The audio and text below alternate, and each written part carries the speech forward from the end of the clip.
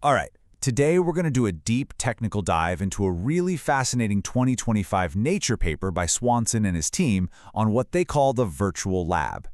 Now, we've all seen multi-agent systems like AutoGen showing a lot of promise.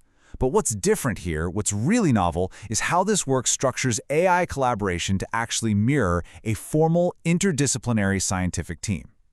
We're going to analyze the system's architecture and then see how they deployed it to tackle a genuine, real-world problem in nanobody design. So our agenda is going to follow the paper's structure pretty closely. We'll start with the problem they're trying to solve, this research bottleneck. Then we'll dissect the system architecture, which is the core of their contribution. After that, we'll walk through the nanobody case study and its results, and finally, wrap up with the broader implications of this work. Okay, first things first. What is the core problem here? Well, you know that major scientific breakthroughs, especially in complex computational fields, think about the work on AlphaFold 2, they absolutely demand collaboration between a whole host of specialists. And this creates a huge coordination overhead. You have domain experts who often don't even share the same technical language, and that just slows progress to a crawl. And this quote from senior author James Zou really hits the nail on the head. This is the whole motivation. The goal of the virtual lab is to use an AI framework to essentially simulate this expert collaboration, trying to get rid of all that human logistical friction. So how did the researchers actually build a system to tackle this? Let's get into the technical architecture of the virtual lab. And I want to be clear, this is way more than just a single LLM tool. It's a really structured framework for collaborative, agent-based problem solving. So the whole system is built on this agentic AI framework. Instead of some monolithic model, you've got a team of specialized agents. Each one has access to external tools. Think BLAST or AlphaFold. The real innovation, though, is how these agents collaborate. It's all done through these highly structured communication protocols, which we're going to look at right now. So each agent gets instantiated through a pretty detailed prompt that specifies these 4 criteria. The structured approach to persona crafting is absolutely critical, right? It constrains the agent's behavior and makes sure each member, whether it's the principal investigator or a domain-specific critic, actually fulfills its designated function inside the research workflow. The agent interactions are managed through 2 really distinct protocols. You've got team meetings, which are all about facilitating high-level, divergent thinking for strategy and brainstorming, and then, in contrast, you have individual meetings. These are designed for focused, convergent tasks like writing code, and they use this tight feedback loop with a critic agent for iterative refinement. Now, the team meeting workflow is very structured. A human kicks things off by setting the agenda, but it's the PI agent that orchestrates the whole discussion. And notice that synthesis step after each round. That's a key mechanism. It prevents the conversation from just drifting off and ensures that the multi-round discussion actually converges toward an actionable output, which is all wrapped up in that final recommendation. The individual meeting workflow, on the other hand, implements this iterative refinement loop. It's a pattern that's pretty similar to self-correction, right? A specialist agent generates some output, let's say a Python script, and the critic agent provides targeted feedback. This cycle just repeats, which allows the system to handle pretty complex tasks like code implementation and debugging completely autonomously. Okay, so we've got the architecture defined. Let's look at how they actually applied it. The system was given a really high-impact, open-ended challenge: design novel nanobodies that can neutralize recent SARS-CoV-2 variants like KP3, a serious test. The entire research project played out across these 5 phases, and it was all orchestrated through that agent meeting structure we just talked about. What's really crucial here is that the agents made key strategic decisions on their own, from deciding to modify existing nanobodies instead of designing them from scratch, to selecting the specific computational toolchain for the job. Now this is a critical output. This weighted score formula was devised entirely by the PI agent to rank the candidates. And this is not trivial.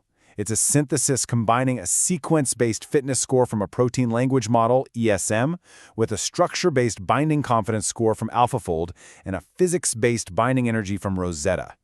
And just note the correct negative weighting for that DG term, reflecting that, lower binding energy is better. And this right here really demonstrates the system's concrete tool generation capability.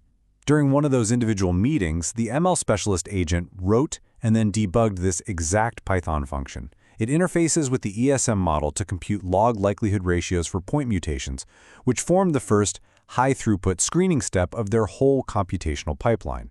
The PI agent designed this iterative design loop, and this is really the core computational engine of the entire experiment. It's a really efficient multi-fidelity optimization strategy.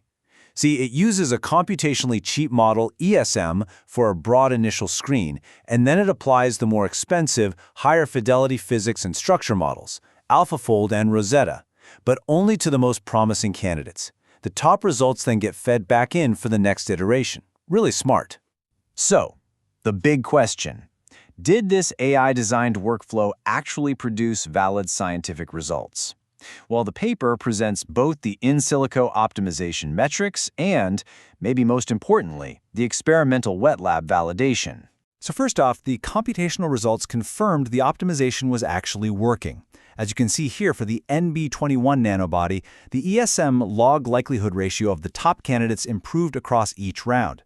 This tells us the generated sequences were becoming more plausible or more protein-like according to the pre-trained language model's distribution. And this trend held up across the other metrics too.